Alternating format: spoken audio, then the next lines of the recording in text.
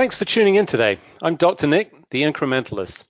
Join me as I seek out the small incremental changes being applied in other industries that we can learn from and that can be applied in healthcare. Can these changes bring immediate value, but also add up to the big improvements and revolution we need in healthcare? Come along with me to explore the possibilities. My innovative guests from around the globe have used small incremental improvements to achieve their moonshot. And today I'm delighted to be joined, as I am each month, by Dr. Craig Joseph. He is the Chief Medical Officer of Nordic Consultancy, and he is with me each month to talk about the latest and greatest in news. Last month we covered the election, and both of us made a prediction, if I recall. I said the election was going to go the way that it did. I think it has, based on where we are at this point, that Biden is now the president-elect. And you made your own prediction, Craig, right? Yeah, mine was a much braver prediction, I think. And I said that we were not going to know the results of the election for several days at the very least. Yeah, and I think it's been a lot longer than that. I'm not even sure. I think it was maybe a week, or I can't even tell. It was a whole painful process. But it was, I know exactly, it was 2.5 years it took from the time of the election to the time that many people thought they knew who won. It was 2.5 years. Yes. So that's in COVID years, obviously. So clearly. So this week, I think some substantial news, certainly from the last time that we talked, and relevant to COVID-19. I think the first thing we should talk about is vaccines. So as of today, 3, count it, 1, 2, 3 solid vaccine candidates, and they're quite different in the way that they work, and also in some of the storage and transportation requirements. I know you've had lots of experience as a pediatrician. You were giving lots of vaccinations. Did any of those require some of the requirements that we see with some of these COVID vaccines? And what are your thoughts around all of that? Well, first of all, let's point out that I also predicted that multiple vaccines would have a 95% efficacy rate. And so I don't recommend you go back and listen. On that. I'm just going to say, we have a whole fact-checking team here. I don't think you should go and check that, but just go with the fact that I say that I predicted that. No, so obviously that was false. It was not true in any way. So yes, as a pediatrician, and I think most primary care physicians give vaccines, which means we have to receive the vaccines and store the vaccines. And there were certainly that required refrigeration and or freezing. However, nothing like the Pfizer vaccine that was the first announced and will be most likely the first to be licensed. That requires freezing at around negative 90 degrees Fahrenheit. And until I think you have like an hour before administration. So you've got, some time, but not significant. And so I think the majority of physicians in offices do not have a freezer that is capable of getting to be that cold and consistently that cold. So that's going to be a problem for distribution for sure. And so I suspect, I don't think there are very many people that think that you're going to get a COVID vaccine from Pfizer, or at least that one from your local doctor's office like that. So before we dive into that, it's probably worth just talking about the 3 vaccines and what they are. So Pfizer and Moderna are in the same grouping. That is a messenger RNA virus, right? Yep. That is a stimulant to create the immune response to specific elements of the COVID-19 virus particle that has been essentially engineered based on the genetic code that was translated from the original virus. Those 2 are the same, but they actually have different characteristics in terms of storage. And then AstraZeneca / Oxford, different virus that uses an adenovirus, cold virus, that has been engineered to produce those viral proteins and creates an immune response. And that one doesn't require well, I don't want to say any, it doesn't require the same kind of levels of cold storage.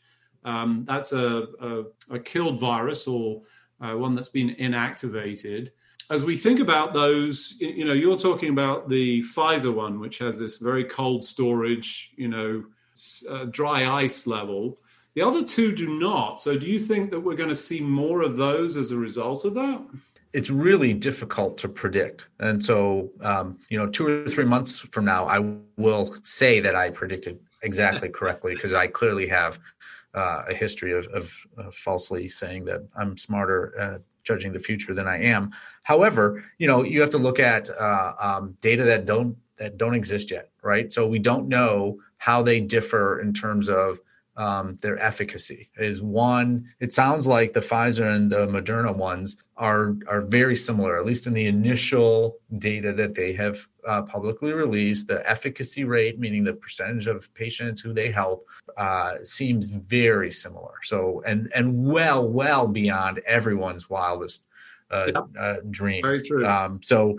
Including the manufacturers, no one could have thought that it would be that high, which is just amazingly helpful. So, but it sounds like the AstraZeneca one has a lower efficacy, which is fine if it's also cheaper to produce and more easily to mass produce and more easily transported and stored. And so, it might be that the mRNA vaccines that are going to come out first are going to be big for the first groups of or waves of patients that are getting them. And then it might be that the actual hard work of immunizing the vast populations of the world will be from from manufacturers such as the AstraZeneca Oxford one, where you can get that to areas where they absolutely don't have the technology to support these frozen vaccines.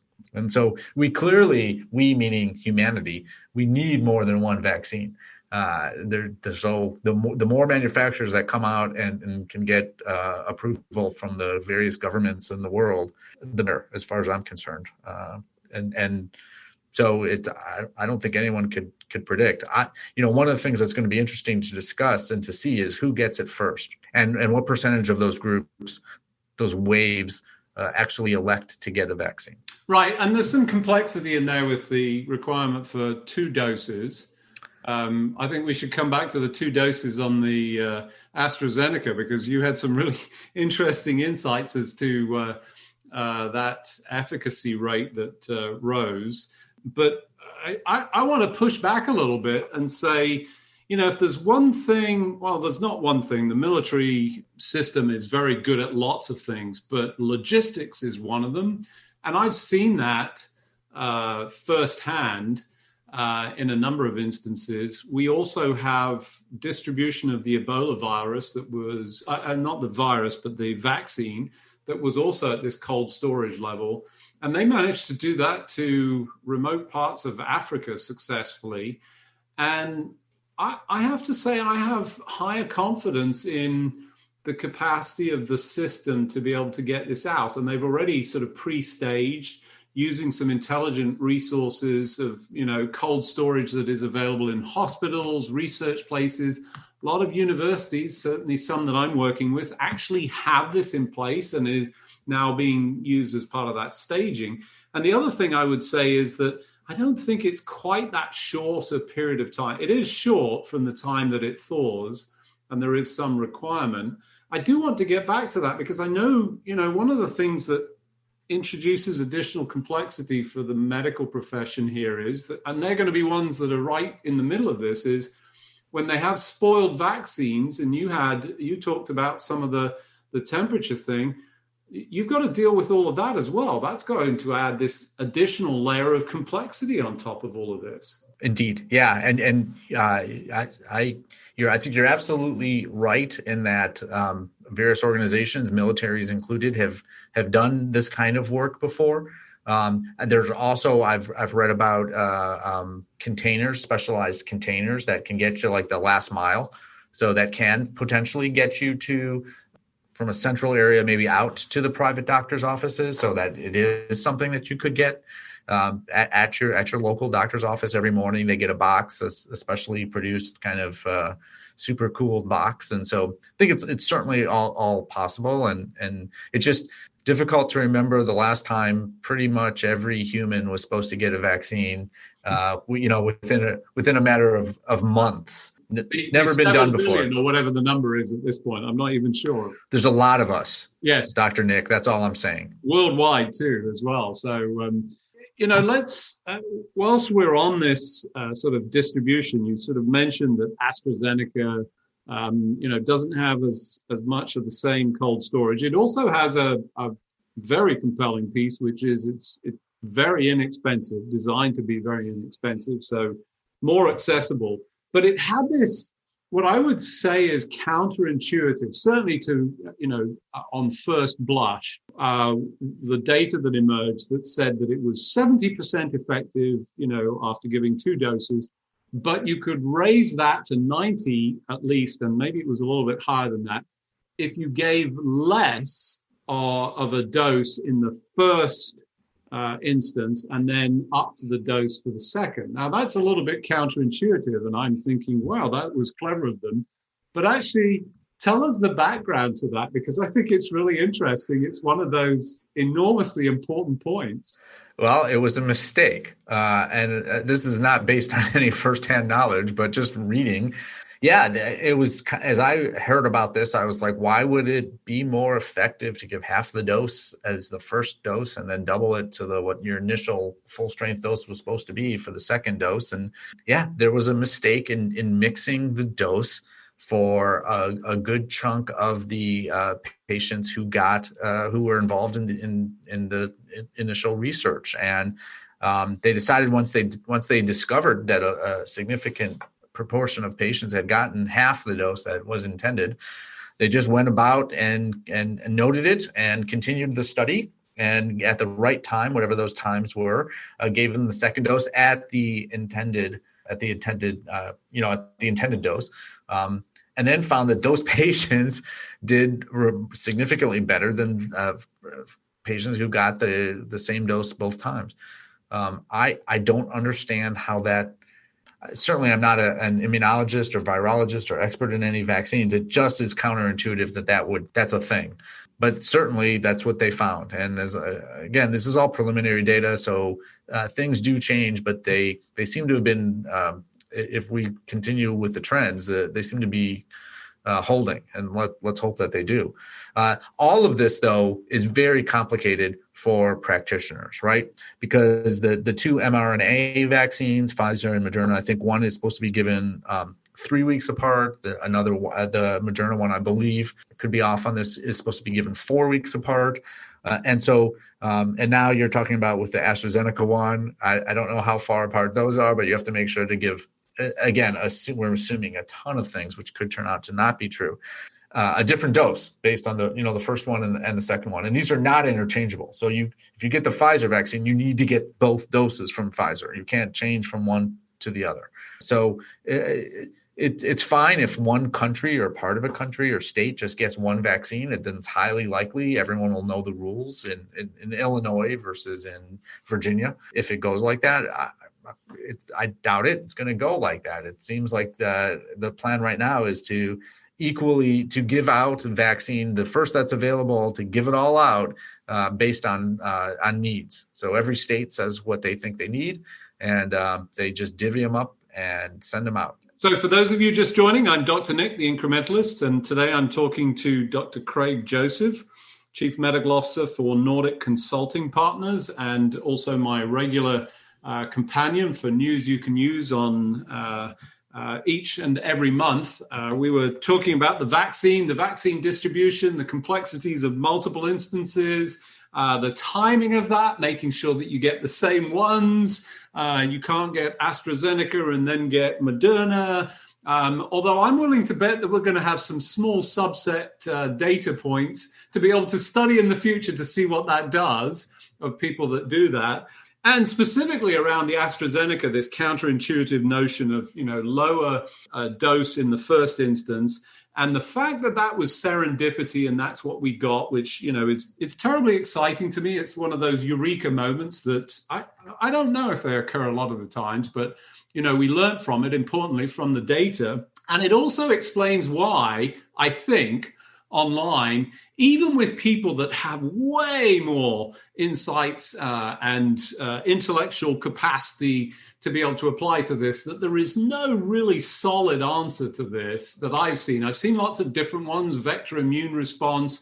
There's certainly one explanation that I heard that made sense is if you give a large dose of this, the body's reaction is so overwhelming to smash it to pieces that you don't generate enough of a lasting immunity, and giving a smaller response allows the body to sort of generate, and then you give a second challenge response, and that gets you to the neutralizing antibodies. Some of those make sense. I don't know that we fully understand. I've certainly seen some experts with, the right background say, oh, yes, this makes sense. And I'm thinking, okay, I'd like to understand it more, but that's as far as I've gotten to. I think for me, the complexity of this, and this is where, certainly our perspective, this is a technology problem in many respects. Tracking and tracing all of this. This is not about contact tracing. This is about making sure that the right person shows up 2 weeks, 3 weeks, whatever, following through, giving them the right nudges. That to me is all about tracking and tracing of individuals and having a really solid system that does an appropriate follow through. And I'm not sure that we have that. Certainly not anything that I'm aware of. Are you aware of anything that would fill that bill? No, it doesn't exist, and at least in the United States, and that's a problem, and it's not a new problem. It's we don't have a unique medical identifier here in the U.S., so there's not a number that every American gets, and this is your number that you use to track these kinds of things, and so and that's by law. That's actually written into the federal law that the U.S. government cannot create such a number. In the past, folks have attempted to make up a number such as your Social Security number. Not allowed to do that, and so that's one problem. And so we kind of make up for that by using a bunch of algorithms to try and say, well, if this is your birth date and your last name is kind of like the same as this other person, and your address is pretty close, and if your phone number, the digits are so it's a problem here in the U.S. that other countries don't have, but certainly that's one. We don't have a national system for tracking a vaccine registry. Those are generally on the state level. And don't you worry, some states, there's a state, I think one or two, that doesn't have a vaccine registry. And there are other states that have multiple vaccine registries. And so you're looking at a lot of different groups trying to kind of keep on top of that. So to answer your question, it is very complicated, and we don't really have a great infrastructure here in the U.S. for keeping that straight. And so there are going to be people who fall through the crack.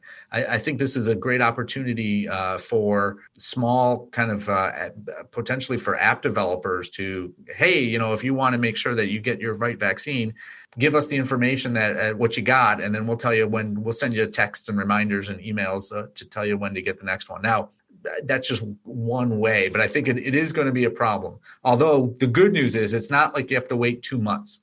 And so we're really talking weeks so far for the vaccines that we're aware of. And so it is much easier to remember I've got to go back in 3 weeks than it is I have to go back in 3 months. By then, it's forgotten about it. And I'm glad you have better memory over 3 weeks versus 3 months. I'm not sure that that's true for all of us, but... Well, I didn't say I had good memory, but I have better memory for 3 weeks than 3 months. And obviously some of the keys are just going to be, hey, don't leave until you have your next appointment, and give us a way of contacting you to remind you that you need to come back, because one dose clearly is not going to cut it. It's not going to give you the level of immunity, again, based on the initial data that we've seen, not going to get you the level of immunity that we would call protective. Yeah, and it's probably just worth calling out at this point, as I have in other instances, but, there seems to be, I know there's a wish, and it's a good wish. It's one that I have, but it's not based in any kind of scientific reality.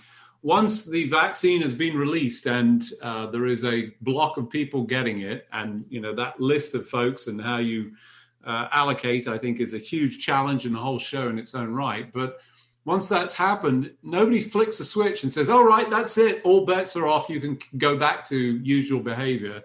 We've still got an extended period of time where we're going to have to manage and deal with spread. We've got to get some level of herd immunity. hopefully through vaccination, not through the disease progression through the population.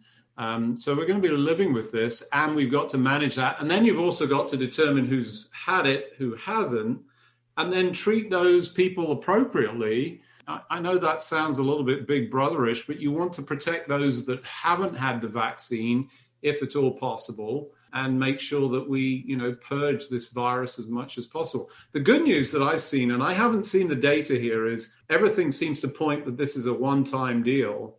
Well, two-time. You have to have the two vaccines. But once you've had it, you don't have to keep going back to the well like the flu shot. This is more like the measles, where, you have it and you're good to go. Well, I'm not convinced of that, and certainly that's not. I think what you said is true. That's what it seems to be. However, I wouldn't.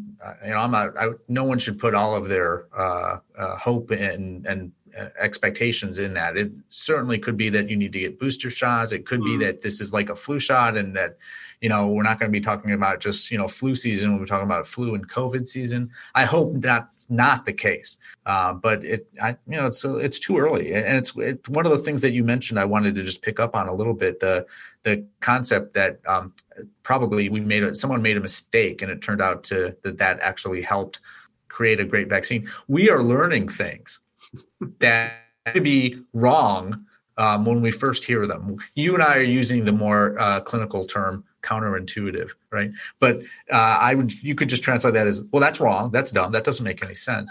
And I think a lot of the problem again, speaking just about the U.S., where people are saying fake news and I don't trust this group and I don't trust that group. Well, it's how can you trust him because he said that masks weren't helpful at the beginning of the pandemic in February. And now the same guy is saying you have to have a mask. And obviously he's not telling the truth one of those times. And the answer is no, that actually made the most sense back at the beginning. And now we know more. And we actually, and as you kind of pointed out, first we figure out what the answer is, and then we try to figure out why, right? So that we can understand that. But the why comes after the what. And so, I've explained to lots of people that, hey, I was the first one to kind of laugh at people who are wearing these cloth masks, thinking like that is absolutely not going to protect you from this virus, right? That is not a good enough barrier. It's not fitted across your face. You definitely can still get virus in there. That's insane. We now know that, hey, those cloth masks, you're right, don't stop all the virus, but they apparently significantly decrease your ability to get a big viral load. And we now know, which we didn't know before, that the morbidity and mortality, the bad effects from this virus are clearly based in some part on how much of it you got and where you got it. Right. And so if someone coughs in your face as you're taking a deep breath, you're getting a bunch of virus particles and they're all going deep in your lungs, and your chances of having a bad outcome are great. So that, we learn things and things evolve. And the fact that we said something 1 month into the pandemic, and we're saying the exact opposite 6 months into the pandemic, that is to be expected, and it's going to continue to happen. And that's how science works. And that's not fake news or someone lying to you. That's just science. Such great points and such important points to really emphasize. I think, the way I like to think about this is that the best available option is always available. Perfect almost never is. And we always try and present the best available option based on the data, the current circumstances, resources available. In the case of masks, in some respects, that was to do with resources and trying to protect our staff who desperately needed them. By the way, still need them because they still don't have PPE. And that to me is a terrible, shocking statement. But I think extremely important. And that will be the continuing message ongoing and certainly part of our discussions. We ran out of time, I'm afraid, but that's a good thing. It's always a great discussion, I think, incredibly important, focused on the vaccines and what that's going to mean in terms of practicality. So it just remains for me to thank you for joining me once again. So Craig, thanks for joining me on the show. Always a pleasure. Thanks for joining me today. Do you have any better ideas, or have you found a small incremental change that's brought about a big improvement in your world? Let's continue the conversation on our hashtag, The Incrementalist, or share with me at DrNick1 on Twitter. You can find more information about the show on our program page at healthcarenowradio.com. And tune in next time to hear my discussions with leaders and innovators from around the globe who've revolutionized their space by using small incremental improvements to achieve their moonshot. I'm Dr. Nick, the Incrementalist, and I'm starting a revolution through evolution.